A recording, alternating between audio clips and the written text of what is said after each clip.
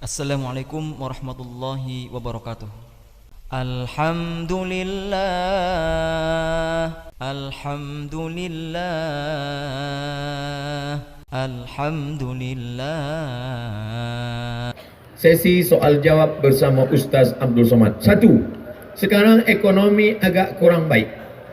Mohon Ustaz kongsikan amalan yang membuka pintu rezeki dan juga berkongsi perkara-perkara yang menutup pintu rezeki. Oh, dia cerita pintu lah. Pintu ada buka, ada tutup. Datanglah seorang yang dililit utang. Ya Rasulullah, aku ni susah, dililit utang. Apa doa yang aku baca? Kata Nabi, minta perlindungan daripada 8. Allahumma inni a'udzubika minal hammi wal hazan wal ajzi wal kasal wal jubni wal bukhl wa dhala'id daini wa ghalabatir rijal. Minta daripada 8. Allahumma inni a'udzubika minal hammi, selamatkan aku daripada susah hati, wal hazan, segala kesulitan dan kesulitan. Allahumma inni a'udzubika minal hammi wal hazan wal ajzi, lemah, wal kasal, malas, wal jubni, takut, wal bukhl, pelit, wa dhala'id daini, dililit utang, wa ghalabatir rijal, dikuasai orang lain. Bila kita dah dililit utang, maka kita dikuasai orang lain, maka kita minta yang 8. Tapi jangan cuma baca doa saja, fahami maknanya. Ustaz, saya dah baca doa ni sebulan, kenapa hutang tak juga terbayar? Awak baca saja, ya, tak kerja. Orang yang berusaha tapi tidak berdoa sombong. Bekerja pagi petang siang malam, tak ada mau berdoa, sombong. Orang yang hanya berdoa tak mau bekerja, pesong. Oleh sebab itu dua-dua mesti kita buat. Tapi kan rezeki sudah dijamin Allah. Betul, ini rezeki dijamin Allah. Ini rezeki saya, air untuk saya, ditakdirkan untuk saya, memang sudah dijamin oleh Allah SWT. Garanti ini punya Abdul Somad, tertulis di Lauhul Mahfuz, Abdul Somad. Tapi bila tak ada usaha, nak buka tutup, nak masukkan dalam, boleh ke tengok aja masuk ke mulut? Mesti ada usaha. Oleh sebab itu maka banyak-banyak beribadah. Falyabudu rabb hadzal bait. Banyak-banyak engkau beribadah menyembah Allah. Kalau ibadah kau lakukan, Allah akan beri engkau doa. Apa dia? At'amahum min ju'. Bila engkau lapar, dia bagi makan. Wa amanahum min khauf. Bila engkau takut, dia beri engkau rasa aman. Kita kan dunia ni cuma 2 saja. Lapar, takut. Lapar, takut. Bila dah kenyang, takut pun hilang. Takut anak tak sekolah, takut bila nanti lepas dia tak kerja, takut nanti kerja dia tak kaya, takut. Hidup ini yang penting cukup saja. Cukup beli kereta, cukup beli rumah, cukup nikah, cukup punya anak, cukup nikah sekali lagi. Cukup. Maksudnya bini dia yang pertama meninggal dunia. Jangan nak marah saja. Wa amanahum min khauf, aman daripada segala takut. Tapi syarat dia apa? Falyabudu, banyak-banyak beribadah. Susahkah bagi Allah Subhanahu wa taala untuk mengeluarkan air dari tanah yang kering, batu?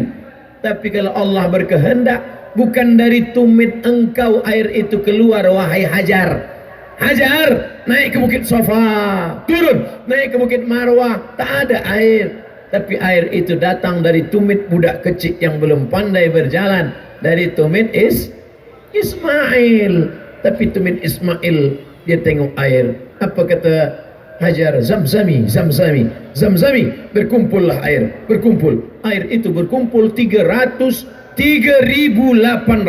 tahun. Air itu tak kering. Tapi jangan gara-gara mendengar cerita ni, esok dia tak ada kerja. Awak kenapa tak kerja? Kenapa tak pergi office?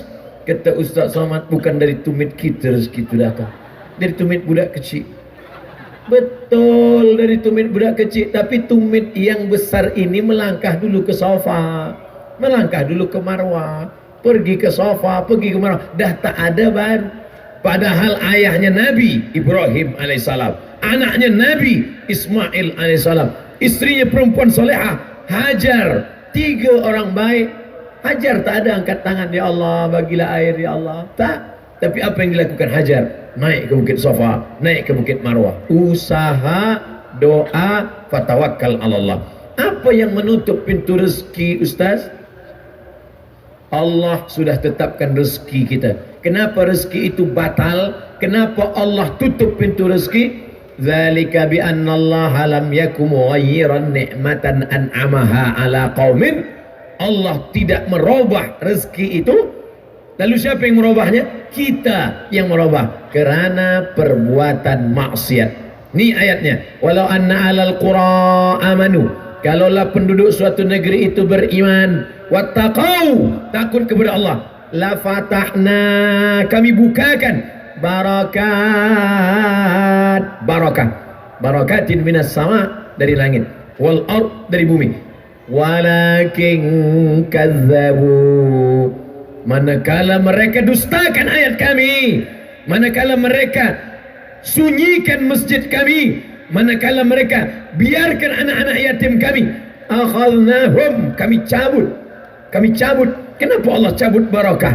Kerana fadzalikal ladzi yad'ul yatim, membiarkan anak yatim, membiarkan masjid, membiarkan orang susah, maka inilah penyebab pintu-pintu rezeki ditutup oleh Allah Subhanahu wa taala. Wallahu fi aunil abdi, Allah akan sentiasa menolong seorang hamba. Apa syaratnya? Maka al-abdu fi auni akhi, selama hamba itu mahu menolong saudaranya. Engkau sanggup membeli kereta yang mewah, sanggup membeli rumah yang besar, sementara anak yatim fakir miskin tak makan. La yu'minu ahadukum, kamu tidak beriman. Tak beriman kata Nabi, hatta yuhibba li akhi, sampai kau sayang kepada saudaramu seiman, ma yuhibbu li nafsi, sama seperti sayang pada diri sendiri. 2. Ustaz, sekiranya saya ingin membuat persediaan kedatangan Dajjal, yaitu dengan menyediakan bekalan air dan makanan yang banyak. Oh, dia dah siap-siap dah. Bila Dajjal datang, saya dah siapkan ini rumah di bawah tanah, ada air, ada makanan. Adakah bekalan ini lenyap dan hilang apa Dajjal muncul? Dajjal boleh tunjuk langit, ya sama imtiri, turunkan hujan. Ya ardi umbuti, wahai tanaman tumbuhkan, tumbuh. Dajjal tunjuk pada mayit, orang mati, ya mayit qum, tegak, mayit tegak berdiri. Bila suruh langit hujan, suruh bumi tumbuh tanaman, suruh mayat tegak berdiri, susahkah bagi Dajjal untuk berkata, hai yang siapkan makanan bawah tanah, hilang. Makanan yang kau simpan hilang. Handphone bawah hilang. Hilang. Dajjal punya kerja. Sebab dia nak tunjuk kafir. Jadi yang perlu kita siapkan ini apa? 3. Yang pertama, selepas sembahyang, sebelum salam, selepas tasyahud, Allahumma inni a'udzubika min adzabi jahannam wa min adzabil qabri wa min fitnatil mahya wal mamat wa min syarri fitnatil masihid Dajjal. Yang kedua, hafaz 10 ayat pertama surah Al-Kahfi. Yang ketiga, baca surah Al-Kahfi malam Jumaat. Man qara'a surat Al-Kahfi, siapa yang membaca surah Al-Kahfi pagi Jumaat, siang Jumaat, petang Jumaat, malam Jumaat, sebelum tenggelam matahari hari Jumaat, adha'a lahu, Allah Ta'ala beri dia cahaya, nur minan nur, cahaya ma bainal jumu'ataini, dari Jumat ini hingga ke Jumat ini, dari Jumat ini hingga ke Jumat ini. Kenapa hari Jumat? Sebab hari Jumat hari kiamat. Datang Dajjal hari ini, hari Sabtu, hari Ahad, dia baca hari Jumat, Allah berikan dia cahaya hingga ke hari Jumat, maka dia akan dipelihara Allah. Jumat ini belum kiamat, Jumat nanti kiamat, Dajjal datang, maka Allah akan jaga dia. Maka nanti minta tolong kepada ustaz, tuan guru, kita mengaji tafsir surah Al-Kahfi, supaya bukan hanya sekadar setakat membaca saja, tapi kita pahami maknanya dan amal perbuatan kita membuat Dajjal takut dan terselamatkan. Mudah-mudahan kita, anak cucu kita selamat daripada fitnah Dajjal. Amin.